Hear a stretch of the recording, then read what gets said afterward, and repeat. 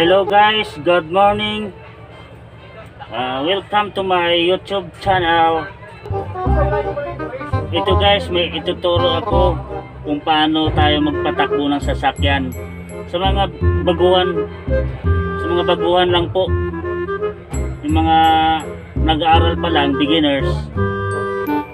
Yan po ang ituturo natin kung paano tayo magpatakbo ng sasakyan. Shout out sa mga magaling dyan, bilib ako. Mga magaling dyan, bilib na ako dyan. Sa mga baguhan lang to, beginners.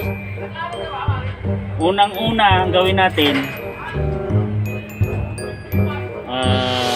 seatbelt muna tayo.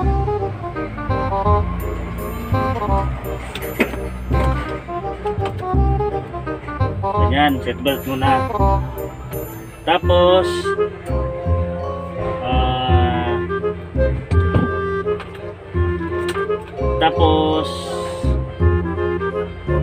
ano pa?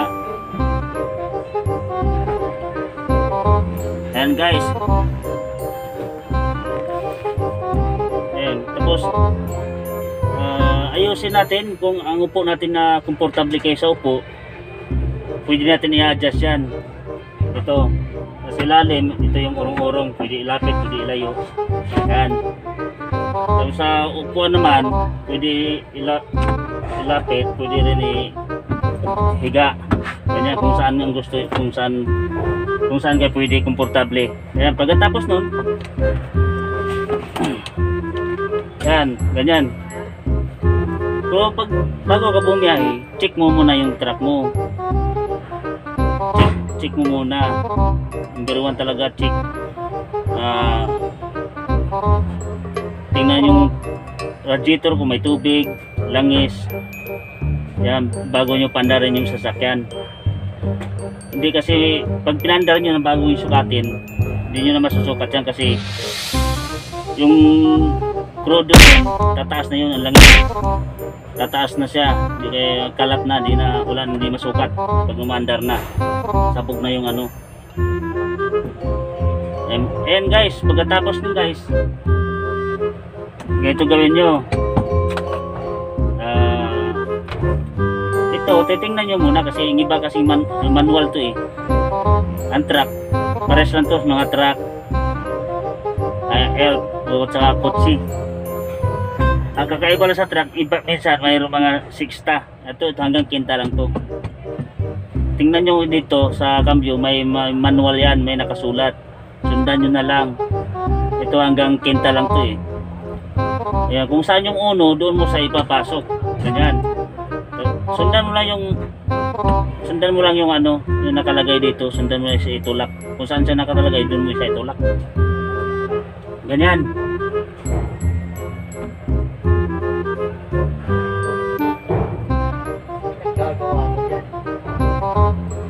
Ay, sadya kayo nag-ano tayo. Yan, ganyan. Tapos, pagkatapos nun, ganito na siya. Pandarin mo. Yan, ganyan ha. Yan guys. Sa mga baguhan lang, sa mga beginners. Pero sa mga marunong na, shoutout na ako doon. Uy, maririnig yan. Shoutout na sa mga marunong. Bilib na ako sa inyo. Sa mga ano lang to, sa mga baguhan lang. Para madali lang matuto. Tapos baba nyo na yung handbrake. Ito yung handbrake. Push mo lang, tapos baba. Ganito, napag-aralan nyo na yung cambio, di ba? Kailangan yan. Tapos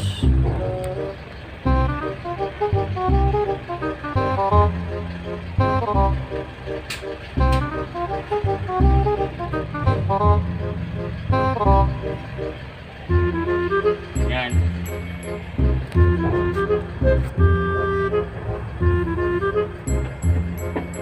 Ito nakaparada ako eh. Kasi nilalingan to eh, nakaparada ako, kailangan atras. Kailangan atras ka. Ngayon ang gagawin mo, hapakan mo yung clutch, apakan ng clutch yung nasa kaliwa. Tapos kung saan yung reverse dito nakasulat, doon mo itulak. Yan, atras yan. Yan, may back horn yan eh, tumutunog. Yung iba wala. Tapos kahit bitawan mo na yung preno, huwag mong biglain bitaw yung clutch. Huwag mong biglain magbitaw. Pag bitaw mo ng preno sa clutch, dandahan yung clutch, apakan mo yung accelerator. Ganyan. Atras na yan. Ayan o. Atras na yan. Laruin mo lang. Ganun o. Pag bitaw, apakan ng gasolina accelerator. Pag ganun mo lang. Ayan, ganyan. Tapos pag nagpreno ka, kailangan mo bumitawan yung clutch para hindi mamatay. Okay? Ganyan. Tapos pag nag-abante ka, permera. Clutch ka naman. Permera. Ang uno dito. Hatak. Yan, abante. Huwag mo lang bitawan yung clutch para di mamatay. Ganyan. Pag-abante. Pag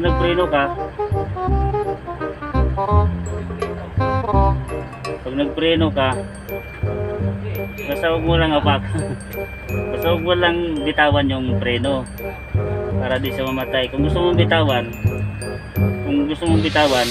neutral mo, balik mo sa neutral. Kahit bitawan mo yan, di na yan mamatay, di na yan tatakbo kasi naka-neutral. Basta laging always naka-neutral lagi yan.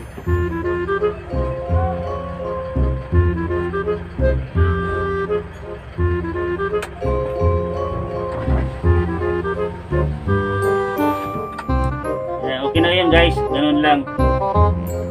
Atras abante. Okay, nakuha nyo na. Sa sunod may mayroon ba tayo naturo sa inyo? Okay, hanggang dito na lang. Hanggang dito na lang tayo sa nakayanan ko. Hanggang dito na lang sa nakayanan kong turo. Maraming salamat. Ayan guys, continue ko. Naputol kanina kasi alis na ako eh.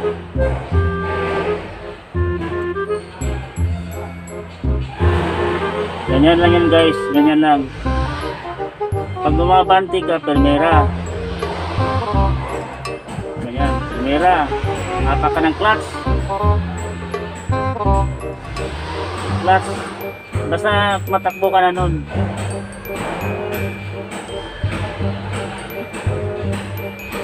Tapos kasi ang primera kasi hindi masyadong kabilisan yan, mabagal lang.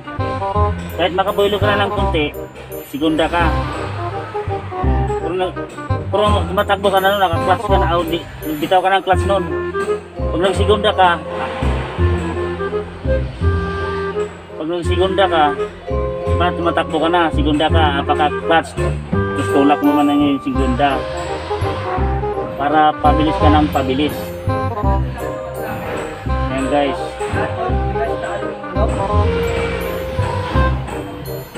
Tapos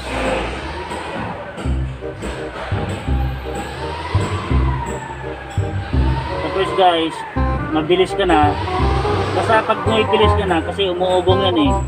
Pag di ka nag-change gear, umuugong yan. Ayan, umuugong kasi yan guys. Ngayon, pag alam mo na sa tunog ng makina na parang humingi naman siya ng cambio ulit, mag-change gear, naramdaman mo yan eh. Apak ka na yung clutch, basta mabilis ka na nun, apak ka ang clutch, pasok mo naman tresira, yan ganyan, tapos bitaw ka naman ang clutch, accelerator ka na naman, ganyan. Tapos mabilis, kailangan diretso ka, pag lumiko ka, tingin ka sa kaliwat kanan na side mirror, tingin ka bago ka lumiko. Hindi tayo ma-aksidente. Yan guys, ganyan lang gagawin.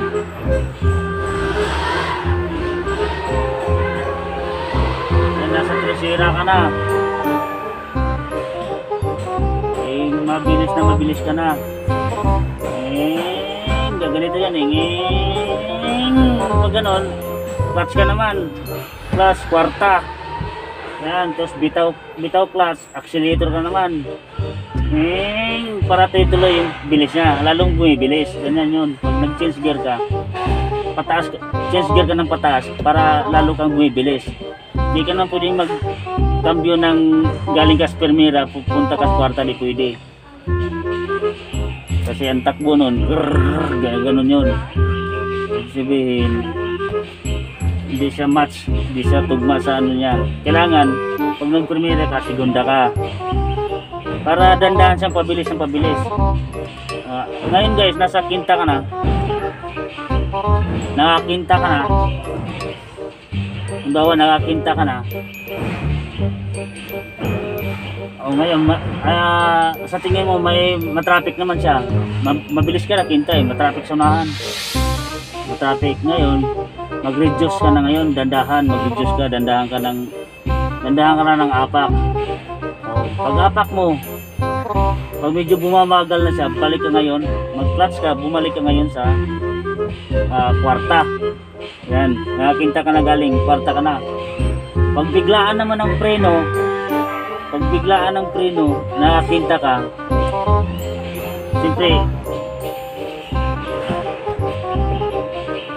siyempre guys, apak ka ng clutch at saka preno. Pagsabayin mo yan, biglaan ng ano. Kahit biglaan, kahit magkasunod, basta bigla yung preno, nasundan mo na ang clutch, di yan na mamatay. Mas mainam na sabay ang apak. Mas mainam sabay ang apak para sigurado. Kasi mayroon din kasing pag nahuli ka ng konti no, hindi mo makontrol. Pag preno mo, nahuli ka, para siyang haralgal. Gumaganon siya, haralgal siya. Ganun ang epekto nun guys. Basta pag galing ka sa malakas, mabilis, dandahan ka man ng pabagal. Yan, nakakwarta ka. Tapos dadahan naman, marahan na naman siya ulit. Medyo mabagal siya ulit. Bumalik ka ngayon sa Primera. Ganyan, parang bumalik ka lang.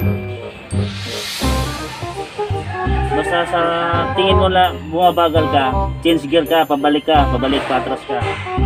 Primera, kwarta naman. Basta lagi, pag nagcambio ka, apak ka ng clutch para pumapasok. Hindi kasi pupasok pag hindi ka apak ng clutch. Yan, hanggang sa nagka-prenuhan na lahat, full stop ka na. Nagka-full stop ka, kailangan preno at saka clutch sabay. Tapos neutral ka na. Yan, ganyan lang. Ganyan lang yung guys. Madali lang matutunan. Kasi ano lang naman yan eh. Parang basic lang to. Ganyan lang yan. Pag under ng susi, pag under ng makina, yan, naka-under na, naka-neutral ka. Replay natin, naka-neutral ka. Tapos Primera ka. Ganyan, atras. Primera, siyempre, gaganon yung clutch mo. Bitaw, apak ng accelerator yan. Bitaw ng clutch, ito naman, apak ng accelerator. Gandahan. Parang sabay sila. Para pag umugong, nagdito yan, clutch ka naman, tapos pasok mo sa segunda. Ganoon naman, mabilis yun, ngayon, apak ka ng clutch, Primera ka naman, ayan, ganyan lang. Parang ganon lang yan, madali lang, ganon lang ang gagawin. Ayan guys, sana may matutunan kayo sa aral ko, sa maturo ko. Sana natutunan nyo, may natutunan kayo. Okay, maraming salamat. Don't forget subscribe, like and share. Okay guys, sa sunod na naman, kasi busy, nasa biyahe na ako eh. Okay, salamat.